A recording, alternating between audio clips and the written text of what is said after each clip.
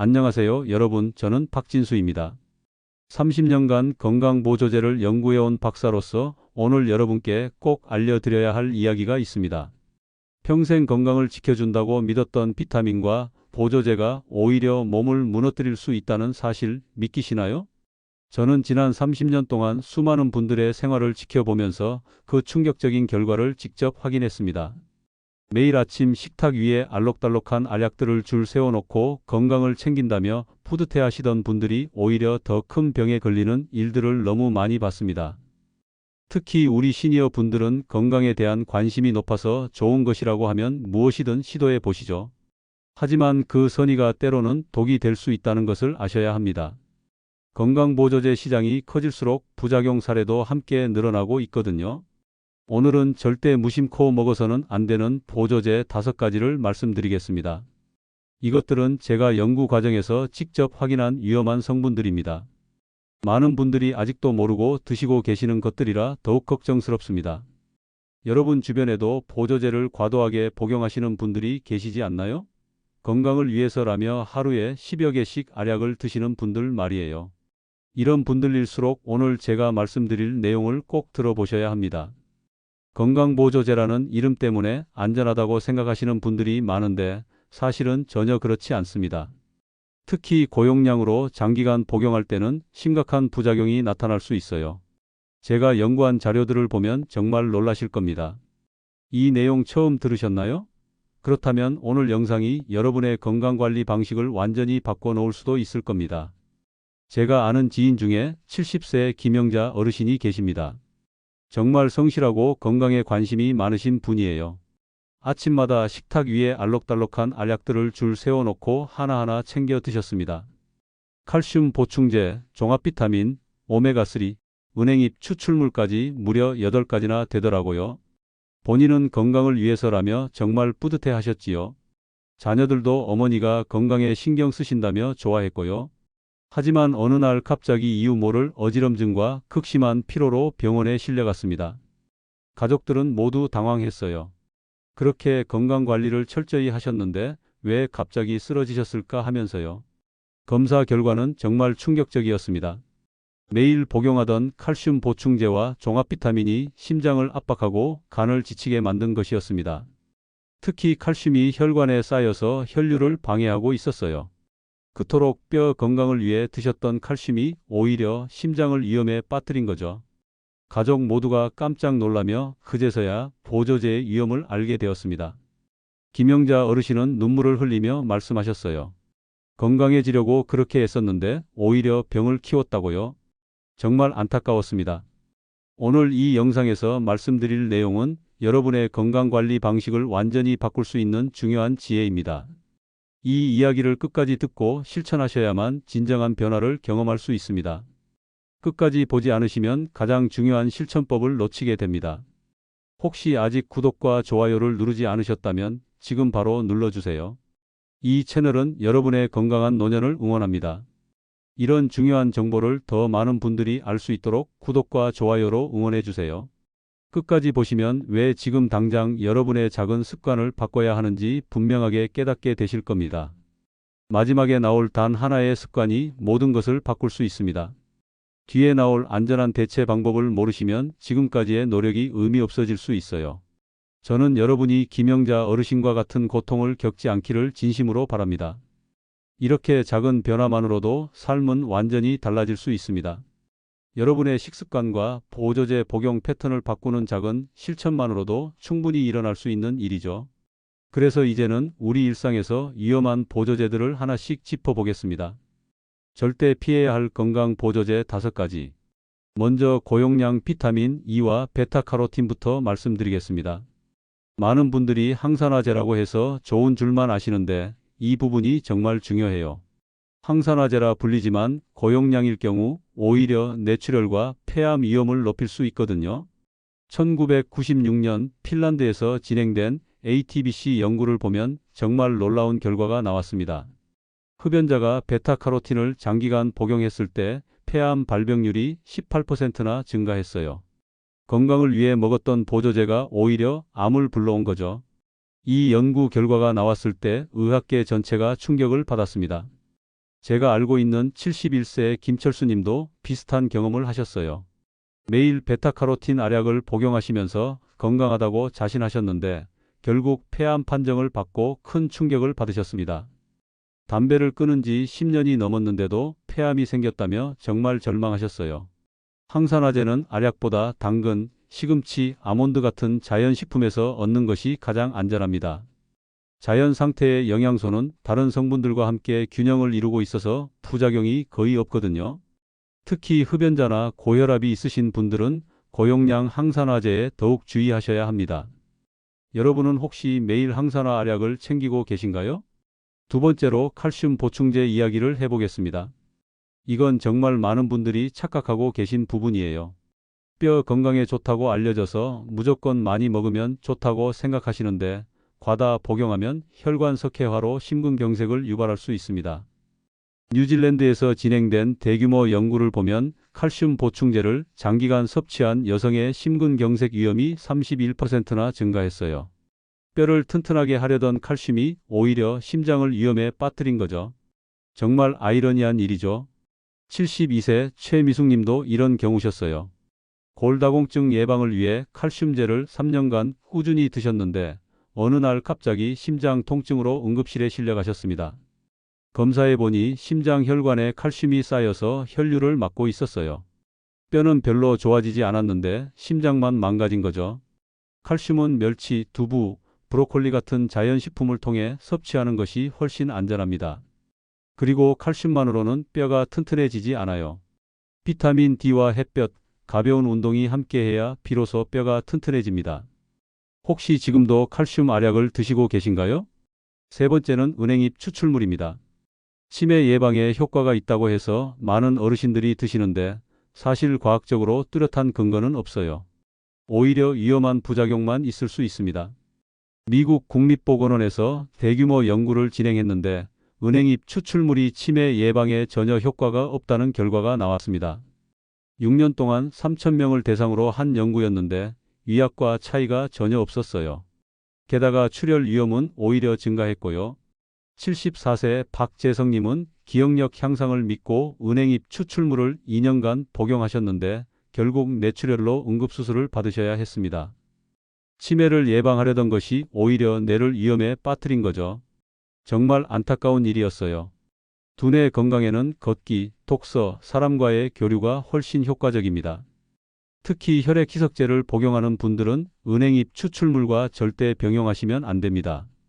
출혈 위험이 심각하게 커지거든요. 혹시 은행잎 추출물로 치매를 예방할 수 있다고 믿으셨나요? 네 번째는 고용량 단백질 파우더입니다. 노인 근육 유지에 좋다고 해서 많은 분들이 드시는데 신장에 큰 부담을 줄 수 있어요.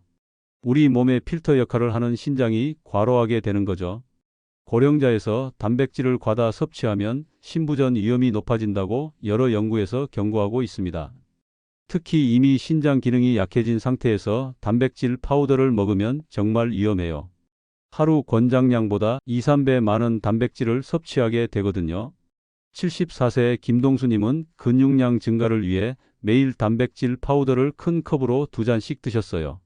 6개월 후 건강검진에서 신장 기능이 급격히 나빠진 것을 발견했습니다. 근육은 별로 늘지 않았는데 신장만 망가진 거죠. 단백질은 달걀, 두부, 생선, 콩류 등으로 자연스럽게 보충하시는 것이 가장 좋습니다. 이런 자연식품들은 단백질과 함께 다른 영양소도 균형 있게 제공해 주거든요. 신장질환, 고혈압, 당뇨가 있는 분들은 특히 주의하셔야 합니다. 여러분은 혹시 단백질 파우더에 의존하고 계신가요? 마지막으로 종합 비타민 패키지입니다.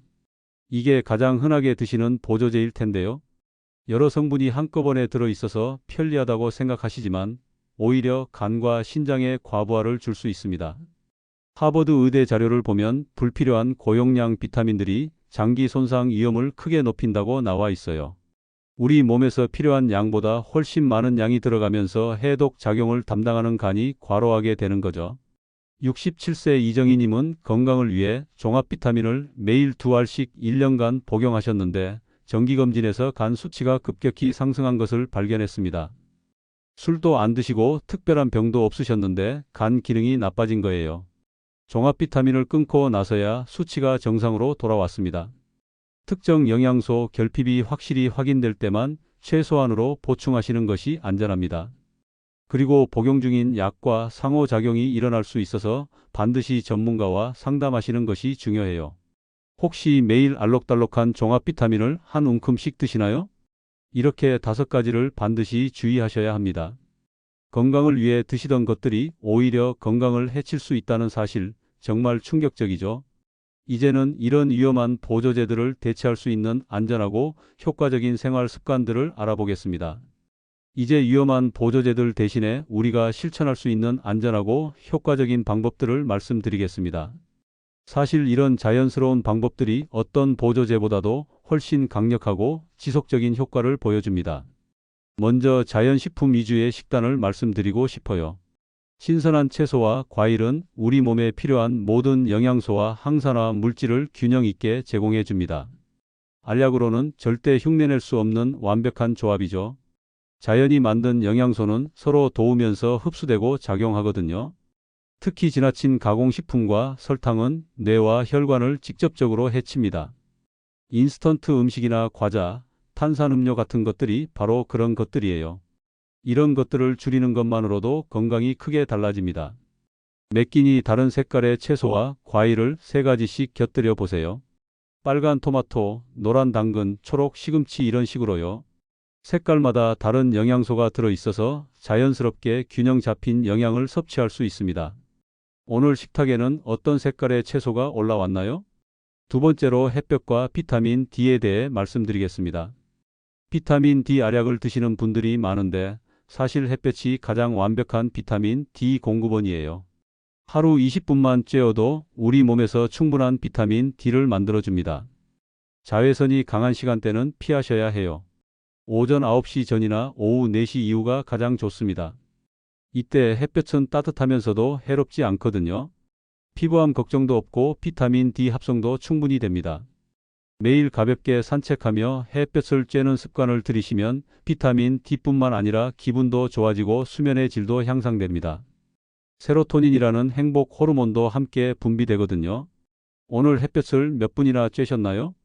세 번째로 꾸준한 운동의 중요성을 말씀드리겠습니다. 빠른 걷기와 가벼운 근력 운동은 뼈와 근육을 동시에 강화해 줍니다. 칼슘 알약보다 훨씬 효과적이에요. 뼈에 적당한 자극을 주면서 자연스럽게 골밀도를 높여주거든요. 무리한 운동은 관절 손상을 유발할 수 있으니까 적당한 강도가 중요합니다. 숨이 약간 찰 정도면 충분해요. 말을 할 수 있을 정도의 강도로 운동하시면 됩니다. 하루 30분 빠르게 걷고 계단 오르기나 가벼운 아령을 활용해 보세요. 계단 오르기는 특히 하체 근육과 심폐 기능을 동시에 키워주는 최고의 운동입니다. 엘리베이터 대신 계단을 이용하시는 것만으로도 큰 변화를 느끼실 거예요. 여러분은 매일 몇 분이나 걸으시나요? 네 번째는 두뇌 자극 활동입니다. 은행잎 추출물보다 훨씬 효과적인 방법이에요. 독서, 글쓰기, 외국어 학습 같은 활동들이 뇌의 신경망을 실제로 강화해 줍니다. 새로운 것을 배우고 기억하는 과정에서 뇌세포들이 더 많은 연결을 만들어내거든요. 지나치게 스트레스를 주는 학습은 피하시는 게 좋습니다. 즐겁게 할 수 있는 수준에서 하시는 것이 중요해요. 억지로 하면 오히려 스트레스 호르몬이 분비되어서 뇌 건강에 해로울 수 있거든요.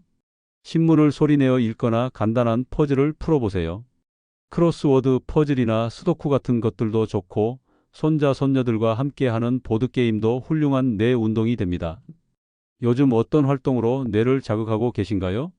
마지막으로 사회적 교류의 중요성을 강조하고 싶습니다. 가족, 친구, 이웃과의 대화는 어떤 치매 예방 약보다도 효과가 뛰어납니다. 대화를 나누는 과정에서 뇌의 여러 영역이 동시에 활성화되거든요. 혼자만의 생활은 뇌 건강을 빠르게 약화시킵니다. 사람은 사회적 동물이라서 다른 사람과의 상호작용이 없으면 인지 기능이 급격히 떨어져요. 특히 은퇴 후에 갑자기 사람들과의 접촉이 줄어들면 더욱 위험합니다. 매주 한 번은 모임이나 취미 활동에 참여해 보세요. 교회, 성당, 절 같은 종교 모임도 좋고 동네 노인회관의 프로그램에 참여하시는 것도 좋습니다. 요가 클래스나 등산 모임 같은 것들도 운동과 사회적 교류를 동시에 해결할 수 있어서 일석이조죠. 여러분은 오늘 누구와 대화를 나누셨나요? 이렇게 5가지 습관이 어떤 보조제보다도 훨씬 안전하고 강력합니다. 돈도 별로 들지 않고 부작용도 없으면서 효과는 확실하거든요. 게다가 이런 습관들은 서로 시너지 효과를 내면서 전체적인 건강을 향상시켜 줍니다. 이제 마무리해서 오늘 내용을 정리하고 당장 실천할 수 있는 구체적인 방법을 알려드리겠습니다. 오늘 우리는 흔히 건강을 위해 먹는 보조제가 오히려 독이 될 수 있다는 충격적인 사실을 살펴봤습니다. 정말 많은 분들이 놀라셨을 것 같아요. 30년간 이 분야를 연구해온 제가 봐도 보조제 시장의 현실은 참으로 안타깝습니다. 잘못된 상식은 알약이 건강을 지켜줄 거라는 믿음이었습니다. 비싸고 복잡할수록 좋다고 생각하시는 분들이 너무 많아요. 하지만 올바른 관리는 자연식과 생활 습관에서 시작됩니다. 우리 할머니, 할아버지들이 오래 사시면서 건강하셨던 비결이 바로 이런 자연스러운 방법들이었거든요. 잘못 관리했을 때의 위험을 다시 한번 정리해 보겠습니다. 고용량 비타민 E와 베타카로틴은 폐암과 뇌출혈 위험을 높일 수 있고, 칼슘 보충제는 심근경색을 유발할 수 있습니다. 은행잎 추출물은 뇌출혈 위험을 증가시키고, 고용량 단백질 파우더는 신장을 망가뜨릴 수 있어요. 종합 비타민 패키지는 간에 과부하를 주면서 전체적인 장기 기능을 떨어뜨릴 수 있습니다. 반대로 제대로 관리했을 때의 효과는 정말 놀랍습니다. 지갑도 아끼고 몸도 지킬 수 있어요. 자연식품 위주의 식단과 적당한 햇볕, 꾸준한 운동, 두뇌 자극 활동, 사회적 교류만으로도 어떤 비싼 보조제보다 훨씬 강력한 효과를 볼 수 있습니다. 게다가 부작용은 전혀 없으면서요. 특히 비용 면에서도 큰 차이가 납니다. 보조제에 매달 수십만 원씩 쓰시는 분들이 계신데 그 돈이면 훨씬 좋은 자연식품들을 충분히 드실 수 있어요. 유기농 채소, 신선한 과일, 좋은 단백질 식품들을 사서 드시는 것이 훨씬 경제적이면서도 효과적입니다. 오늘 당장 실천할 수 있는 단 하나의 제안을 말씀드리겠습니다.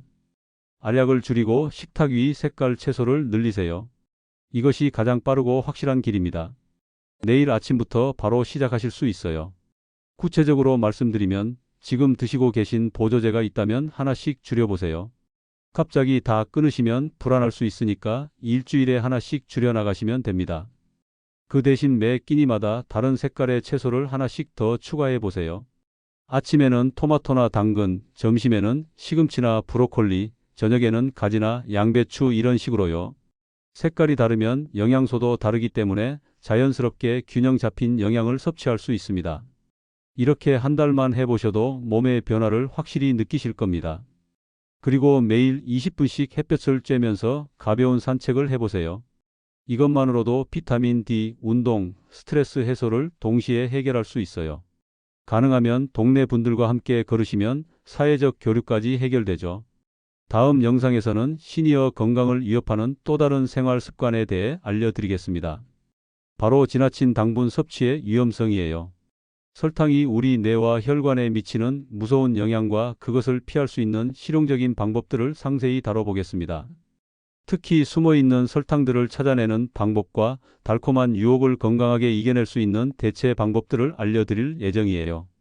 여러분 중에는 오늘 처음으로 보조제의 위험성을 알게 되신 분들도 계실 테고 이미 어느 정도 알고 계셨던 분들도 계실 겁니다. 어떤 경우든 중요한 것은 지금부터의 실천입니다. 작은 변화라도 꾸준히 하시면 분명히 큰 결과를 보게 되실 거예요. 여러분은 혹시 보조제 때문에 힘들었던 경험이나 반대로 끊고 나서 좋아진 경험이 있으신가요? 댓글로 나눠주시면 다른 분들께도 큰 도움이 될 것입니다. 저도 여러분의 이야기를 들으며 더 많은 것을 배우고 싶습니다.